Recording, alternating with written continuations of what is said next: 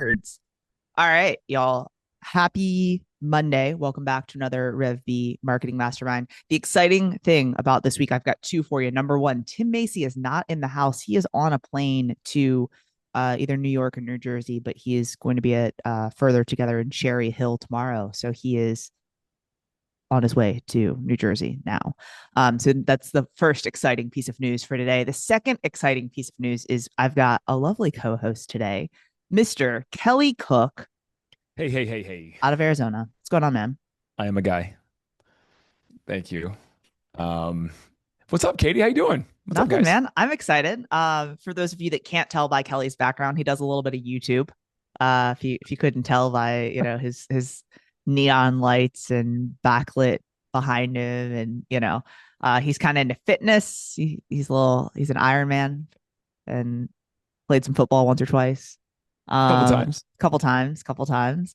long time ago. But he and I have known each other for a while. And one of the things that we talk a lot about on this call is like organic um content, right? Like do the content, the audience will find you kind of stuff. But I think more and more, especially in today's market, people are running more ads on Meta and on YouTube and like just trying to get more eyes on your property or different incentives that you're running or things like that, right? Because it's like we can't just rely on putting it on the MLS and it sells, right? And so Kelly has been teaching on like, kind of his listing strategy and things like that for a while. And I was like, this would be a really good topic, especially right now when people are like, shit, I haven't run a Facebook ad in 8 years. I don't know how to do it.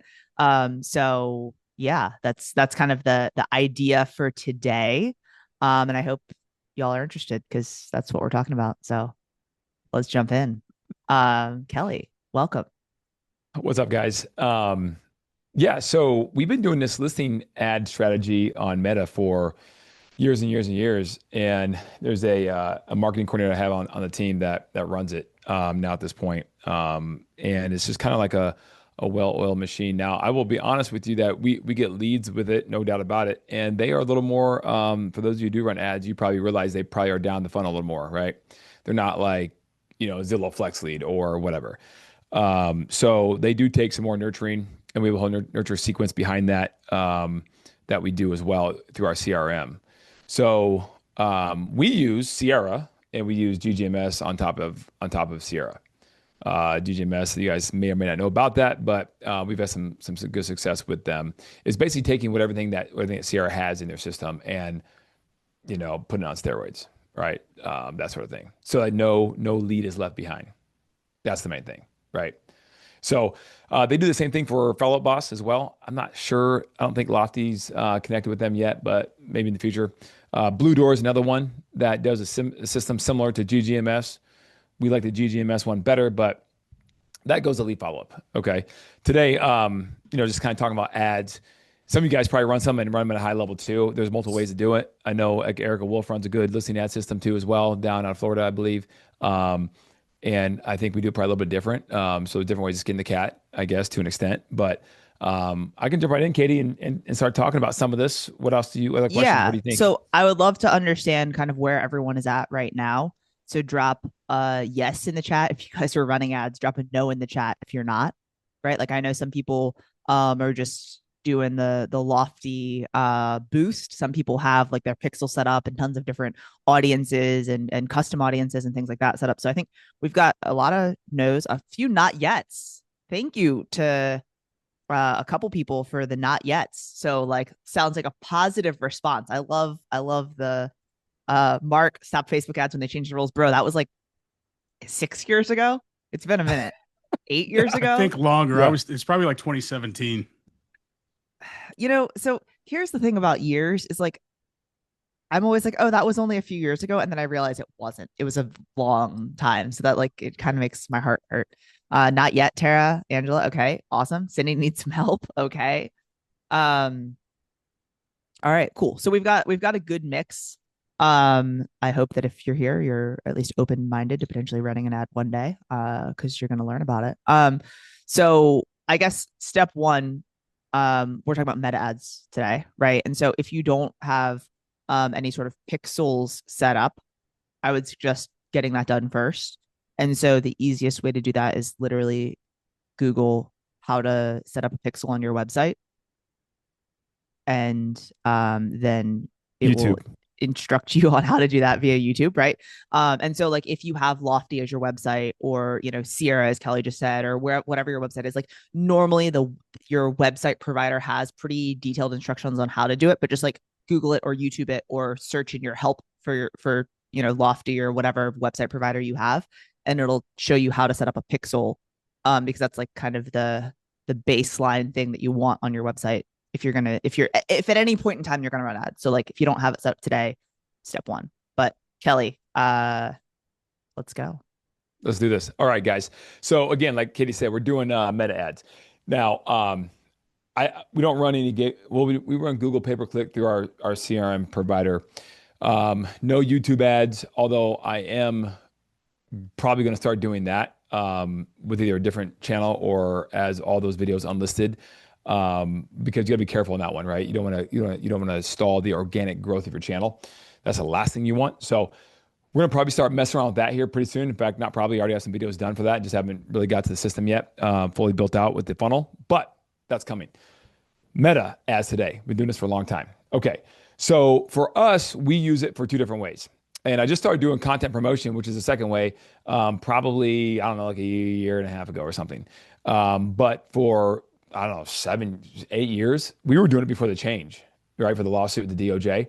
And ever since then, we kept doing it because it's a twofer for us, right? So I'm from Nebraska originally, and I do all the time like twofers, right? We like some twofers, and you get a 2 for 1, right? Number one, you get the benefit of trying to be different in a listing presentation to get that listing, okay? Number two, and all that benefits that come with that, we can talk about in a second. Number two, the leads. You get leads from it as well. And you'd be surprised how many times we've sold properties, guys, because obviously you know the deal, right? Most people have a buyer's agent. But we've found out later in the escrows and closings before that we've sold deals because the buyer who bought the house literally saw the ad. They just called their agent. And then, and then eventually we found out because we were in conversation with the agent, at a high level or whatever, right? So that's kind of cool. That's kind of cool. Sometimes they don't have agents, obviously. So I would highly encourage all y'all to do ads for sure.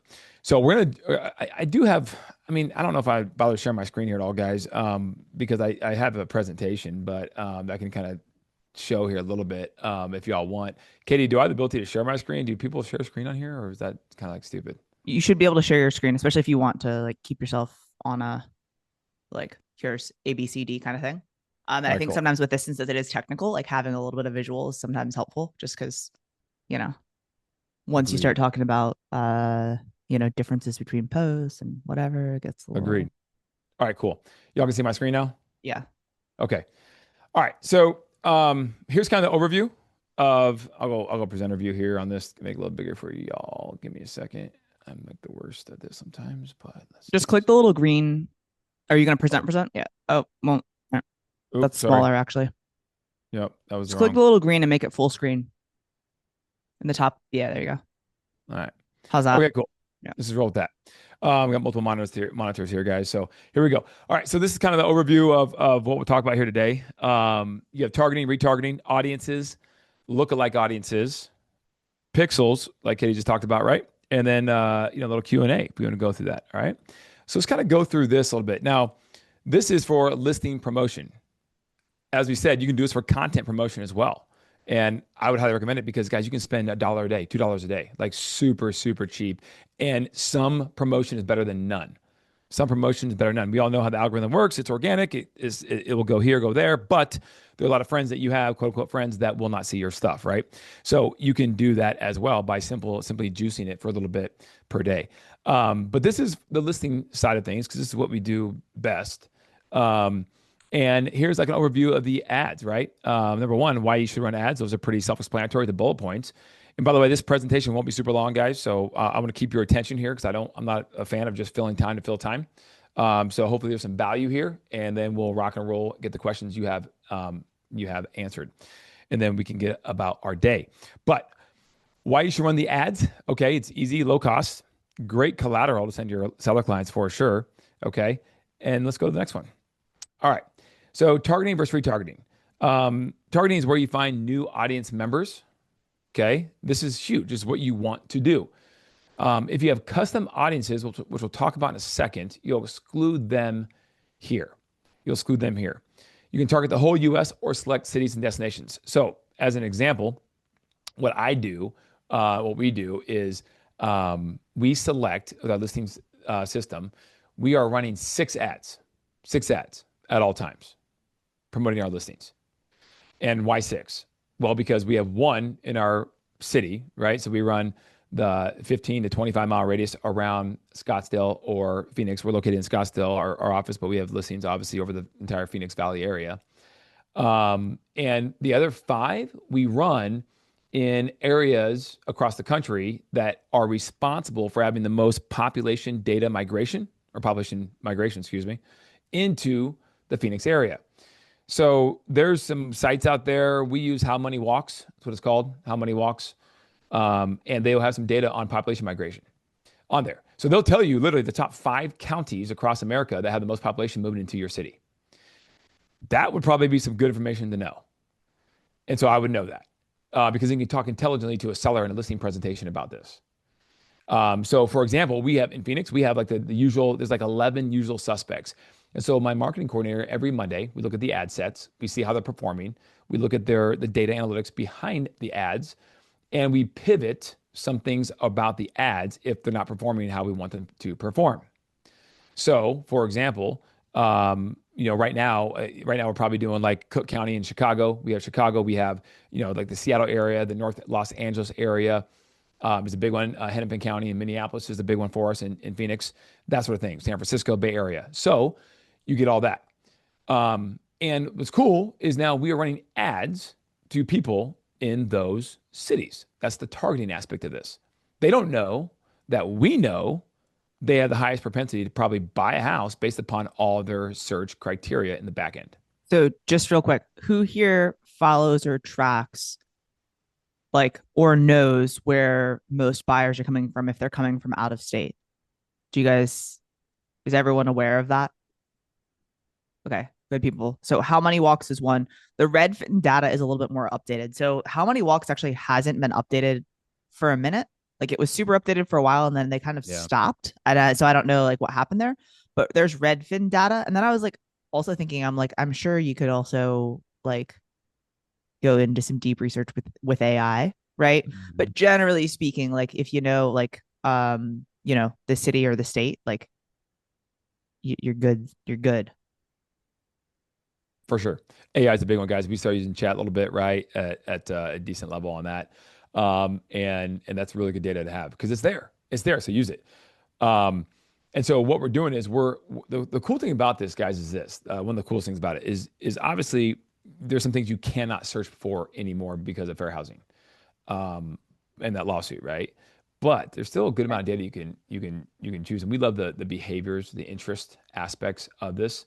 Obviously, if someone likes Scottsdale, Arizona, it's recorded because they hit like on Facebook, right? So they like Scottsdale. So that's a no brainer.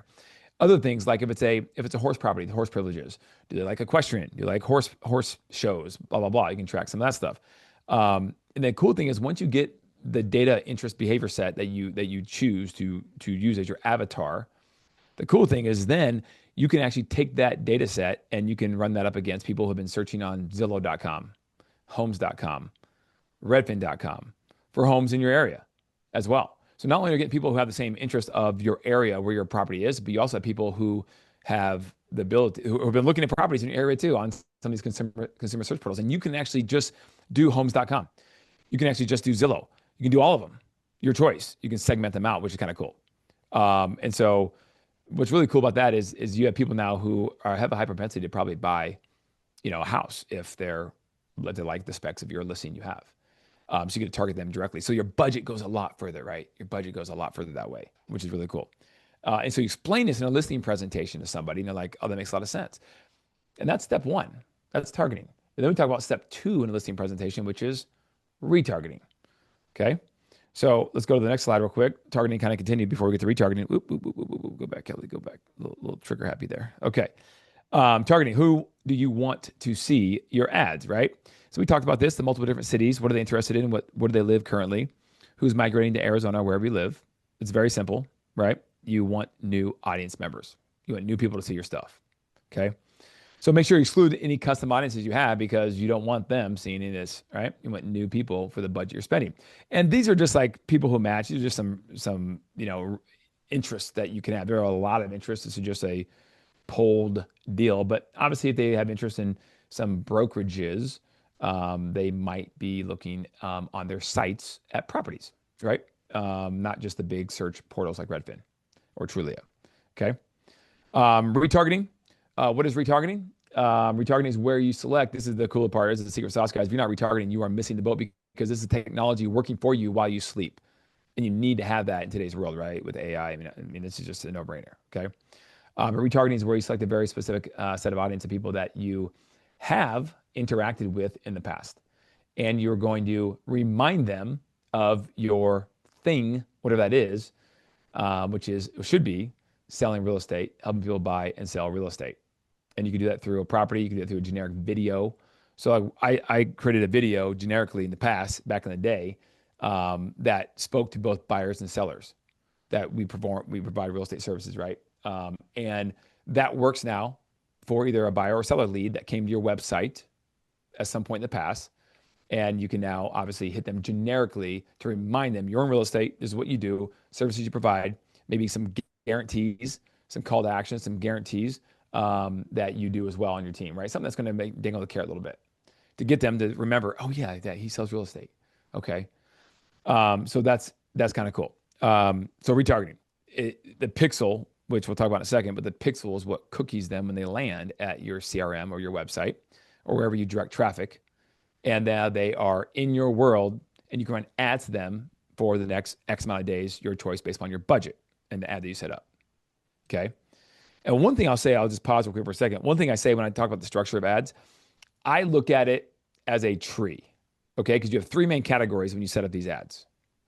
You have the objective of the campaign. So what do you want to do? Do you want video views? Do you want engagement? Do you want traffic? What's the main objective of your campaign when you start this ad? We use traffic and engagement, the two most, for these because we're trying to get eyeballs. We're trying to get eyeballs on this listing. Okay, and then we can track it all. That's what we do. And then we look at that as like the tree trunk. Picture like a tree. That's like the tree trunk. Then you have like, in a tree, you have the big thick branches that come off the trunk. Those are your ad sets.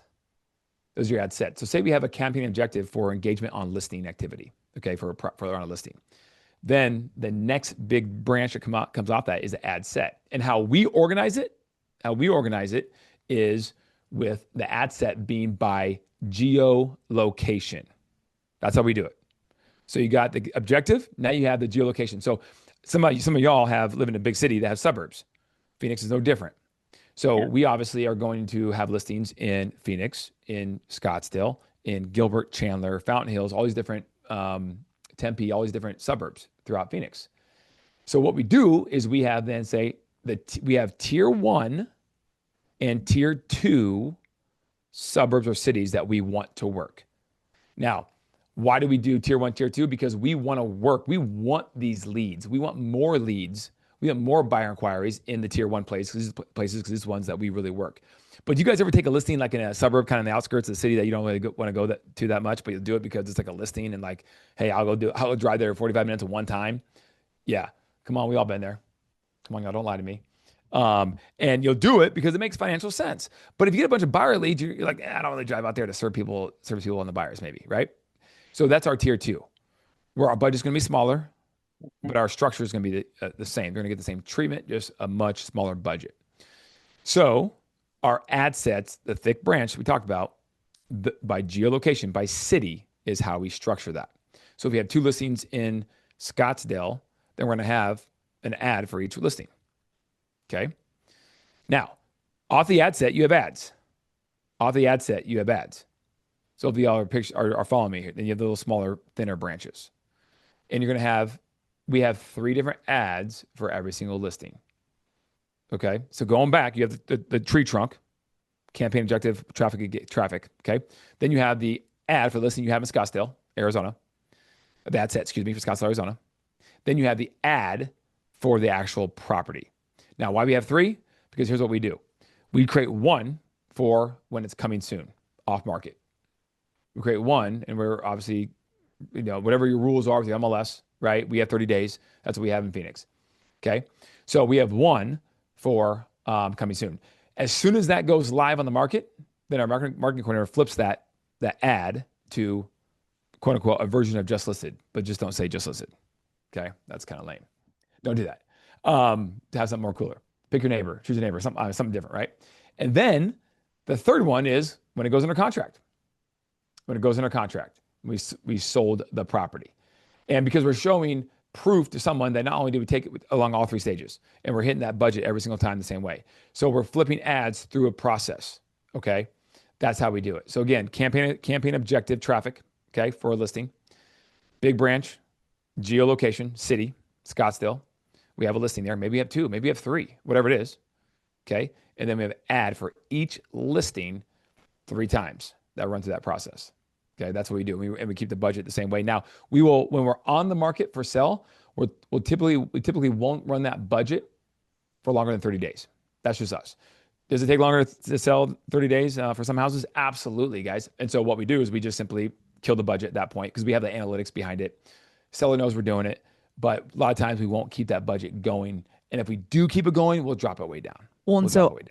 I know for most people that running ads on a regular basis, like maybe they start all of them with the initial start of 30 days, right? Because like fingers crossed we can get it under contract before that. But Yeah. then each week they're taking a look at all of their ads. Hey, do I need to extend this one? Do I need to kill it? Do I need to adjust the budget to make it smaller? Right. And so I'm sure you're gonna get to budget as far as like cost, but like if you say you're doing something that's like $5, $10, whatever dollars per day, right? Like then you may just be adjusting them to the as Kelly was saying, like different tiers based on either the price point of the property, the location, the whatever it is. Am I Yep. right? Okay, 100%. That's exactly fair. right. Cool. Heather. Good job. Heather's got Heather. her hand up. What do you got, girl? Yeah, quick question here, Kelly, because I'm getting a little bit lost. So I've been doing ads since, I don't know, 2018, I guess, 2019, very unsuccessfully. I do get some leads, but they are like way the heck out there. And I might convert like one out of every one I get for each listing. So I spend a whole lot of money and it pays for it, but not at the level that you guys are getting leads, I'm sure. So maybe I'm doing this wrong because what I'll do is I'll do a campaign per listing and then I have one ad set and then one ad. So I'm not splitting stuff up, but it's just me as a solo agent. I don't have a team or anything. So maybe that it's almost like I get all these leads in and then the funnel gets stuck because I'll do Yeah. retargeting and stuff too, but hardly any leads come out. So maybe it's because of how I'm doing it. Maybe your setup is working a little better. Yeah, something's up. I would try to I mean the analytics are a big part of this. Like you have to look at those analytics to see how it's performing. I mean, and I'm doing it like at such a low level compared to like I mean, I guess we all are compared to like Alex Hormozy, but it's funny. This concept is phenomenal because what he talks about is right. If you're running ads, you got to go. You might get split test, right? And instead of running like 2 ads, he'd run 10 or 100. I don't know, right? And we all don't have the budget and I time don't on have top that of that. kind of money. No, but like you could at least do two. You could split Yeah. test two, and then you find one more is working better than the other. Then you just don't keep like doubling down on that ad. You actually cut the other ad completely off and like 10 times that budget for the one that's Okay. working. That sort of thing, and that's what we try to implement more now, and we're doing more of at this point. But the three when we move it through that funnel of coming soon, and we try to use words like off market instead of coming soon. When we're doing those ads because it just because to the consumer they don't know if it's coming on the Right. market if you say off market. So there's a little more action there, I think, from their part. And then when we move it into the just on the market, just listed right, and then of course under contract or just sold, we get good movement off of that typically. So But you're doing all that within the same campaign. So, and it's not yep, per listing because it sounds like you have multiple ad sets based on geolocation for yep, multiple listings within the same campaign because it's all the same correct, traffic campaign. correct. Okay. And That's right. so do you just turn those off and keep adding to it? So you have all this stuff underneath, all these ad sets under one campaign? Yeah, it's pretty bananas. Yeah. Yeah. We Okay. just All turn it right. off and then we move them down, turn it off, pivot, turn it off, pivot, right? And then when it's done, it's done. Gotcha.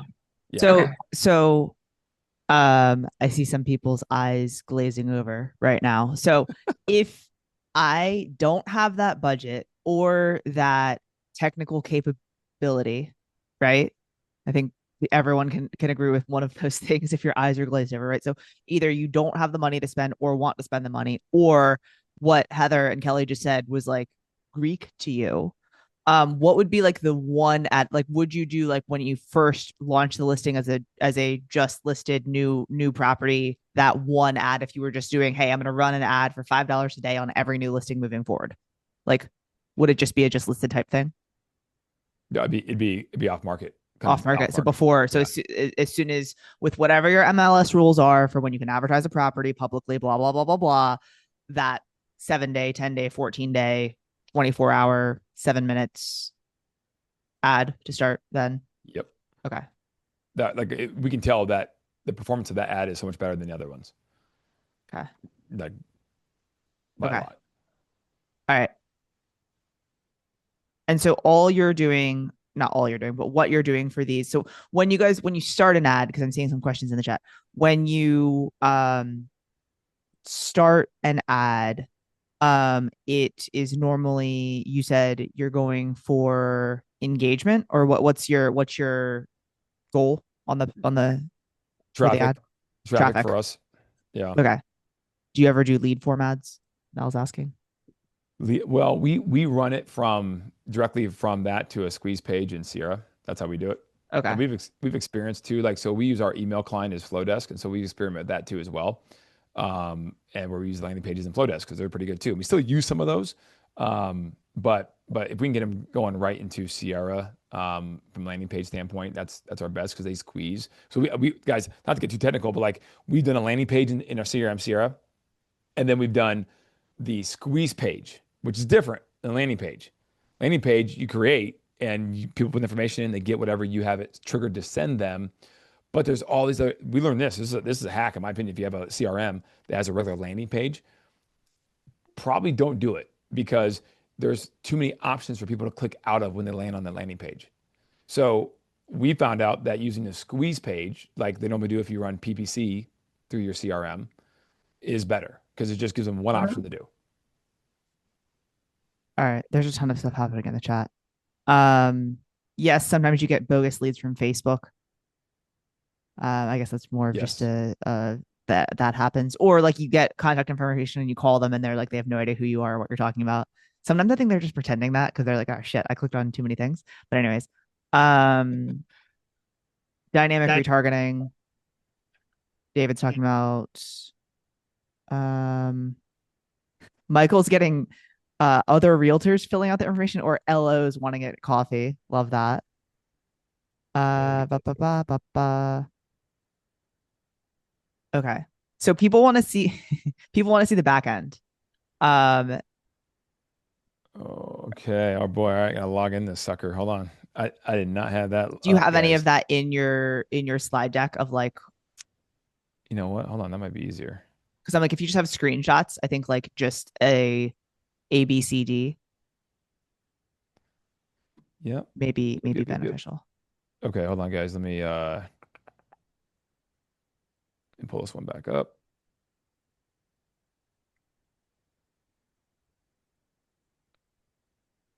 Sorry. I should have had that pulled up. The back end of Facebook. I need to think about that.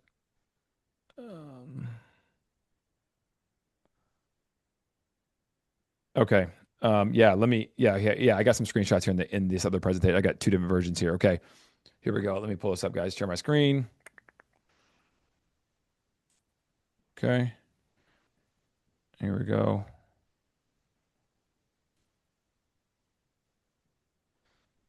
All right. This will give some more. So like this is a different like slide deck here, but you can see right here when you first open up your meta, right? This is a good example of like the tree. So your new traffic campaign, then almost like a subfolder in your email, if you will, too. Then you have your new traffic ad set. And these new traffic ad sets, for us, how we structure them, are by suburbs or cities that we service, that we have listings in. Okay. So under this one, we will have Scottsdale, Gilbert, Chandler, Tempe, Phoenix, whatever. Okay. And then under each one of these, like under Scottsdale ad set, we will have the 3 ads for each listing we have in that city. And then we have, this campaign here, some screenshots here, where right here you have the objective. So when you come into the Meta Business Manager, Ads Manager, you will see the different objectives you could use. So here's awareness, traffic, engagement, leads. You have now, video views now and stuff. This screenshot's probably about, this is the older one I had, right? So it's probably like, I don't know, a couple years old now, year and a half old. But you can see that you still have the objectives you can choose. So what objective do you want? And if you hover over them, it'll explain it. Like this one, traffic here, it's clicked, so it explains what it does. Okay. Send people to a destination like your website, app, or Facebook event. So choose and we found out traffic works best for us. All right. Another screenshot here. And then you create your ad set name. So I should have probably pulled this one up first and went down this presentation first, guys. But here's your ad set name. Okay. And this is where you would put Scottsdale or Katy, Texas, or whatever, right? And then you have your conversion mechanism. Okay. Website, you want to send them to, through the DMs, Messenger, et cetera, et cetera. Then your audience definition gives your audience size approximately on your ad set. Okay. Hopefully this is helping with the screenshots. Then your audience. Your audience. This is where you can create a custom audience if you have that. But this is where you start doing your basic things like the age. Do you want all genders, etc. The things you can control and you can choose. Okay. And then we get into some targeting, basic retargeting. Okay. Now, when you get to ad name, this is where you input. So for us, we label it like this. Okay. We label it CS, coming soon, hyphen 123 East Main Street, hyphen Scottsdale. So we keep this all in order. Then when it goes on the market, just listed, we change it to JL 123 East Main Street, Scottsdale. So we keep it all. So if we want to go see the JL just listed for there's some listing we have in Tempe, we can pull it up very easily because it's all categorized. Okay.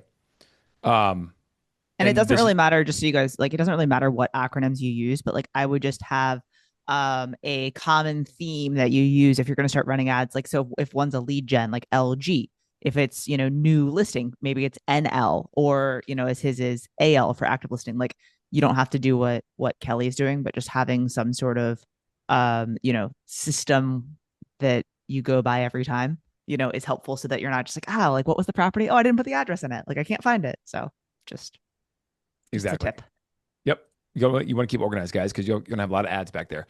And then, of course, this is just a screenshot of what they kind of look like. Instagram, Facebook, they'll give you that before it goes live. Okay. We always say use some emojis, but not too many. Don't overdo that on the emoji side. Okay. So that hopefully helps out a little bit there. Let me go back now to the other one. Okay. Boom, boom, boom, boom. And so while he's pulling that up, a couple things in the chat. So one of them is as far as sharing, would you mind like PDFing some of these and dropping them in the Facebook group? Yeah, I could try to. Yeah, 100% I could. Or if you just want to forward to me, I can do it. But yeah. And then as far as like where leads come in, so like some CRMs you can actually directly connect to Facebook to where they just push into your CRM. Some you can't. So you would need to set up like a Zap through Zapier or Make or some sort of other if this then that type tool that would take the lead and push it into your CRM and then trigger whatever your campaign is, your follow-up campaign, or whatever. Yeah, and we use Zap. That's so if we're gonna go to the Flow desk, we use Zap. If we're gonna go right to Sierra, then they can click that link in Facebook on the ad. I'll take them right to our landing page or squeeze page we have set up in Sierra or your CRM, whatever it is, like Katie said. Okay. Retargeting. Talked about that. Okay. Now, for audiences, what's for audiences? Let me back up real quick because custom audiences. Let me just hit this real quick. Okay. Custom audiences are awesome. You guys should use custom audiences. So a couple things that you could use them for. A couple examples, like what I did. I used to be a member of this club, this country club. Okay, so I got the list of all the people at the country club, and I made it, put them in a CSV file, and I uploaded it in the back end of Facebook. And now all those people, as a custom audience, were getting retargeted with a basic ad that was not directed me talking to them. It's just generic ad.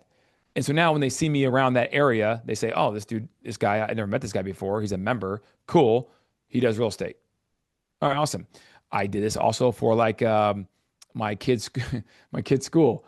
My wife's in the PTO, whatever, right? So I just got the list. I had to give the whole list of all the people at the school, and I just took the emails, put them in a CSV file, put them into back of Facebook, ran some ads on retargeting, and they now see me talking about real estate, hopefully, every once in a while. And they realize now what I do, they see me at pickup or drop off or whatever at a school events throughout the year. So you can do things like that to get people warmed up to know what you do without you ever telling them. Okay. So that's kind of cool. You can do things like that, custom audiences. You can also, I Um, mean, if you don't have those resources, or you're not, you don't have a kid in school or a member of a country club, you know, if you have a database, you can also upload the people that are in your database to retarget the people that do already know you, right? Um, there's lots of different ways. Absolutely. Melissa, what's up? Hi. Okay, so I've done the same thing with the country club thing, but this is going to be a really dumb question. I probably should know the answer to this, but whenever I upload my custom audience, like how often are you updating that? Because we're always adding people to our database, and I'm like, okay, when am I updating this? Like maybe I do an open house, and then I want to add those 9 groups of people, to my custom audience. Like, when are you doing that? What is your schedule for that? So we do it once a month. Um, Okay. yeah, like clockwork. I would say it depends on how big your budget is too. Like if you're spending like a lot of money, then you probably want to do it once a week, but once a Okay. month. Yeah. No, not a lot of money. And then the other thing is, are you using lookalikes? Yeah, yeah. So right here, this is probably my favorite tool with ads or look like audiences. I think it's a secret sauce, honestly. This is the best thing, in my opinion, because it just helps you find people that they think are your already like your avatar, right? Um, so is this slide right here leads you right to it here, Melissa. But everyone here you go, guys. It's just as it sounds, an audience that looks like your current audiences. As long as you have the custom audience in Meta as manager, you should be able to create a lookalike audience. You must have at least 100 people from the same country in this audience to create a lookalike audience, which should not be an issue. Um, and this is awesome. I think you absolutely should use this. Like, absolutely. Really cool. And then the other slide on this is this right here. So, like, for example, your audience sizes get big really quick population wise because everybody's on Meta, obviously. But we use it for farming. Like you see right here, this lookalike 1% is one of our audiences that's lookalike. We use it for this is a zip code that we farm, 85260. And it's about 10,000 people. So we take, this is not a farming episode per se, but like what we do is we mail it once a month, like clockwork, US mail paper. And in addition to that, we then take the digital copy of what we send out, a newsletter for the whole neighborhood, the whole farm, and then we send that out via email, number one, and number two, we run an ad to everyone in the farm as well. So they're getting the digital copy of what they saw in the mailbox as well on their social media, the image of that. I would say that like having a monthly cadence probably makes the most sense, right? So if it's like on the eighth day of every month. That's part of the monthly routine for you or your marketing assistant or VA or whoever it is. And then like if you ever have a big, oh hey, we did this giveaway and so we got a ton of names and email addresses and addresses or whatever it is, right? Like, or you do something where you like maybe you guys had a mega open house and you got 50 new people, like then maybe you do it sooner, but like just have something where it's like the minimum cadence and then an extra if you need it. 100%. Exactly. So there you go. There's the look-like aspect. Now, going back to the audiences, hopefully everyone saw this as well. But this where you create an audience. You'll see a screenshot here of your business manager. You go in, you can see the custom and look-alike or saved are all options there to choose from. And you can just literally upload CSV files in there. Okay. And then saved audiences right here. We hit that real quick. What is a saved audience? This is like the third type.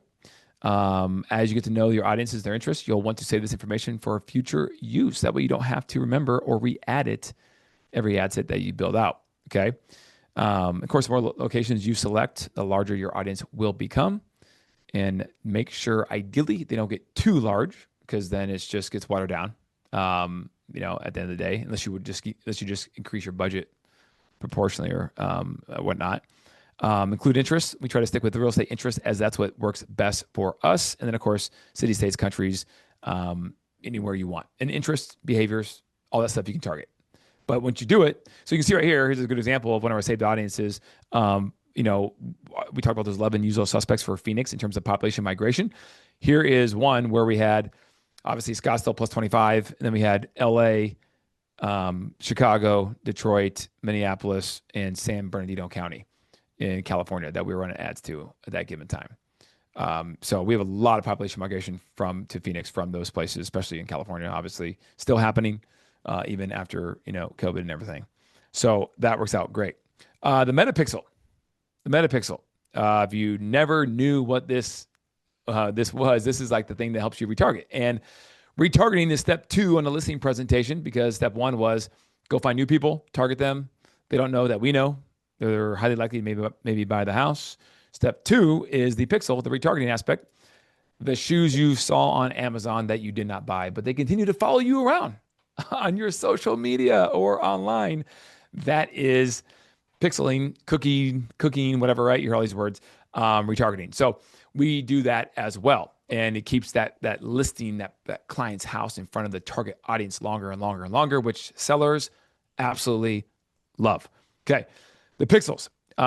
This is a screenshot of kind of where you find it under all tools, events manager.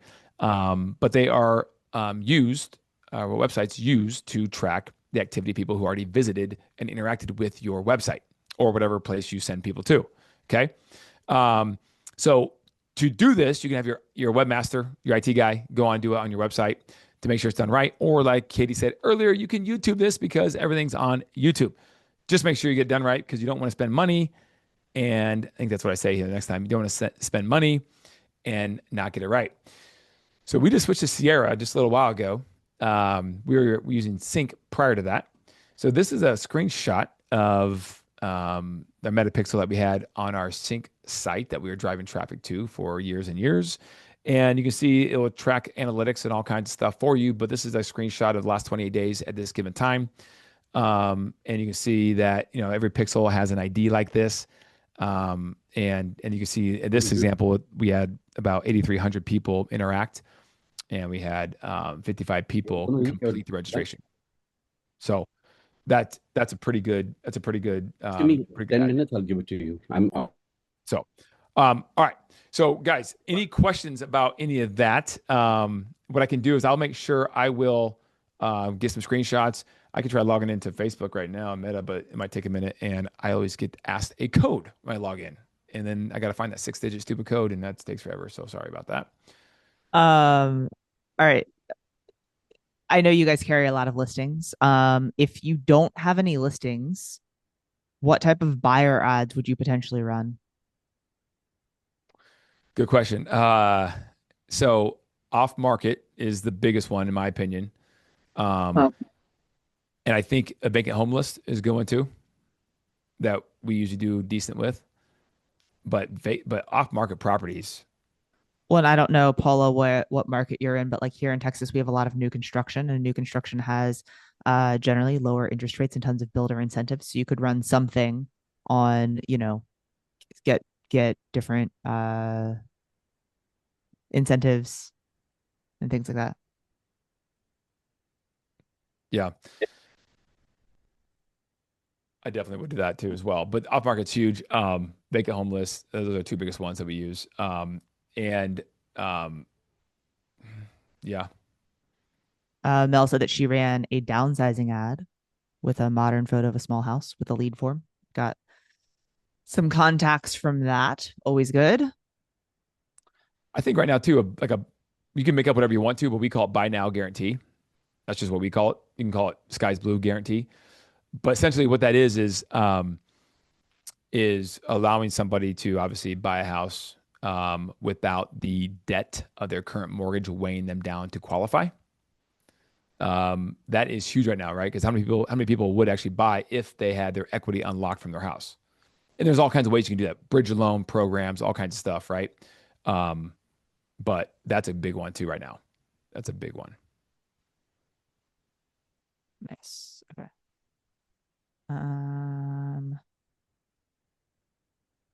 All right. So people are asking about like examples of ads. So if you guys aren't familiar, you can Google Facebook ads library and you can see any ads that anyone is running on Facebook. So again, if you just Google Facebook ads library, you can go and see what people are running. So if I click on here, I can search for any type of page in the United States or wherever.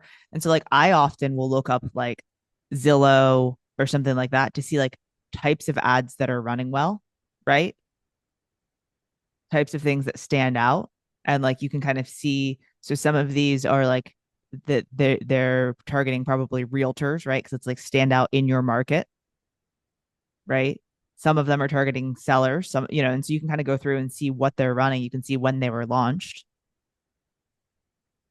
And so, some of these are for Zillow home loans, right? And so you can kind of see what is resonating with consumers, right? Yeah.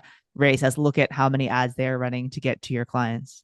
Right. But you can see all of these things. And again, some of them are towards realtors, but some of them are towards consumers. So, here is Kelly's for Cook and Associates, Scottsdale AZ Homes for Sale. There we His go. page, like what they're running. Right. And so like, they run a ton of different ads, right? Another so I guess are any of these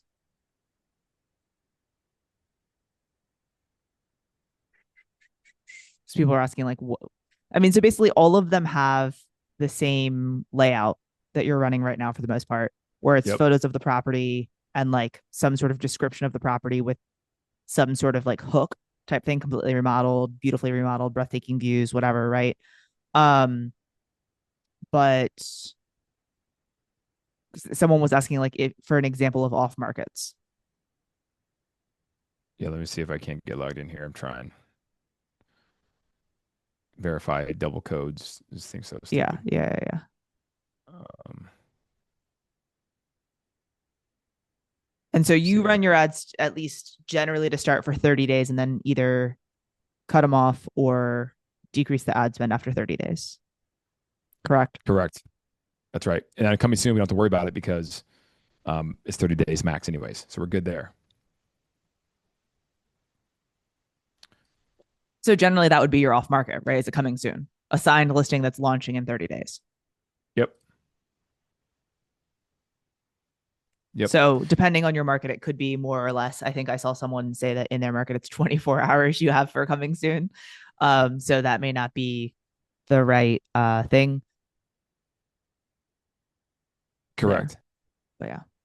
So we don't overthink it, guys. What we do is we put the most compelling picture that we have of the ad, and we use off market. Sometimes we'll say something different that doesn't have anything to do with that, but like this one will go fast, hot property, sellers motivated, these kind of things, right?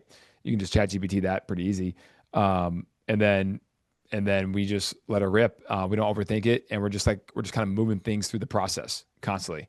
And sometimes we probably could have better copy, honestly. But we don't.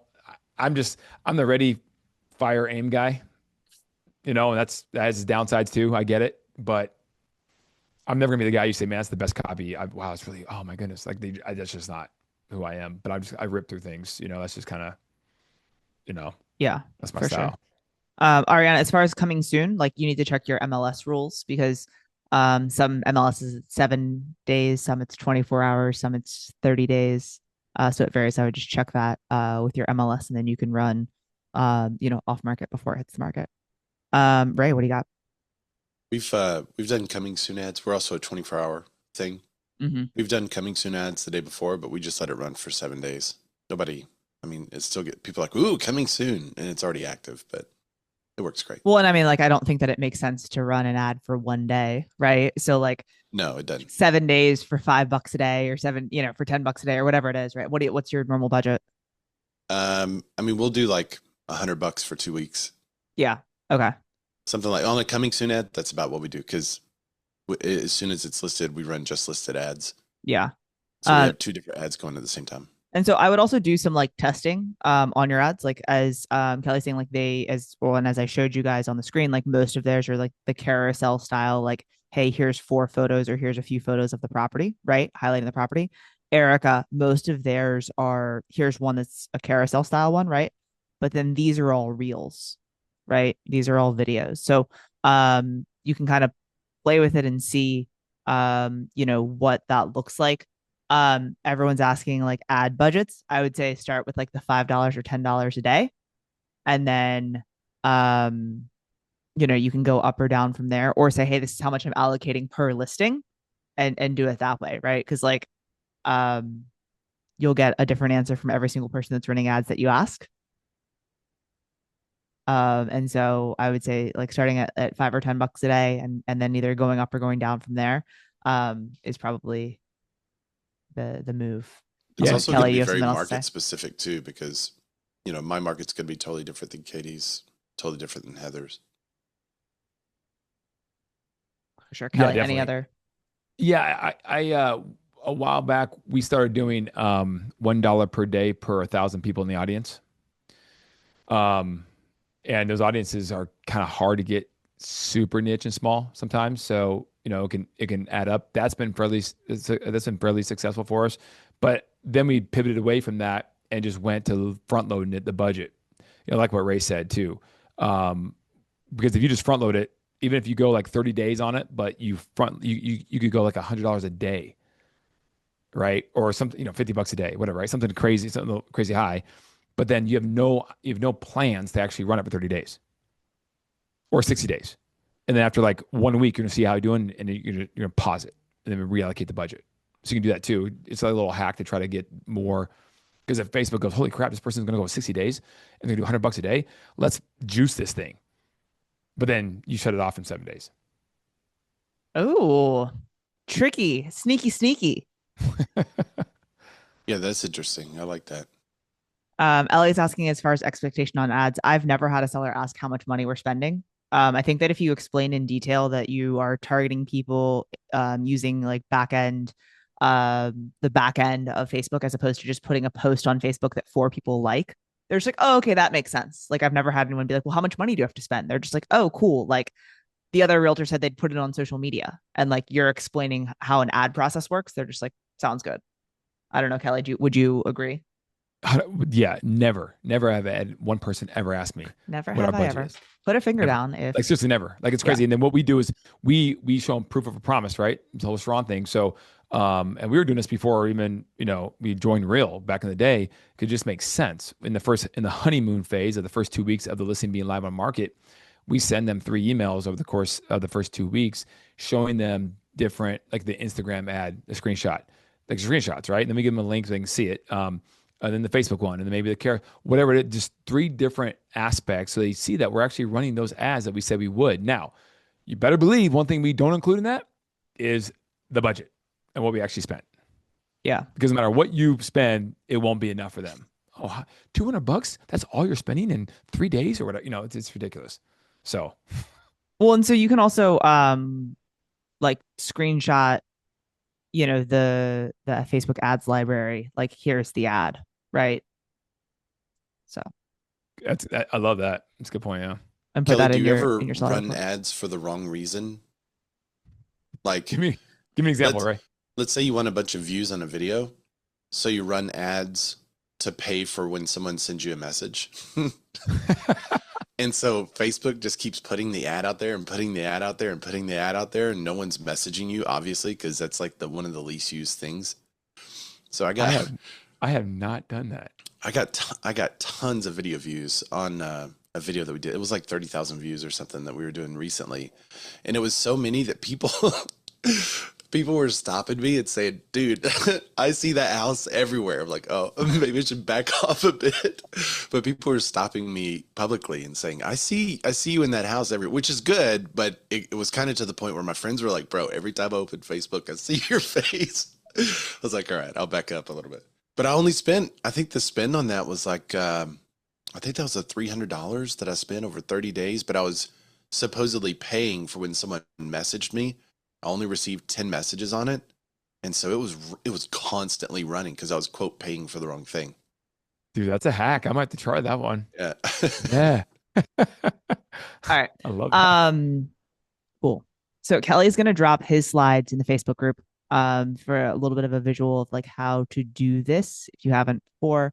I know that we've had maybe not on the RevB call. So this will be the first ad call that we've had on the RevB call. So this replay will be in the Facebook group, as will the whatchamacallits, the slides that he had. Next week on the 15th, Chris Benjamin will be here talking all about video and stuff like that. So hope to see you all again next week. Thank y'all for hanging today, and appreciate y'all's time. Thank you, Kelly. Yeah. Thanks, guys. Appreciate all Thank you you, guys. Kelly. Thanks, Ray. Thank you.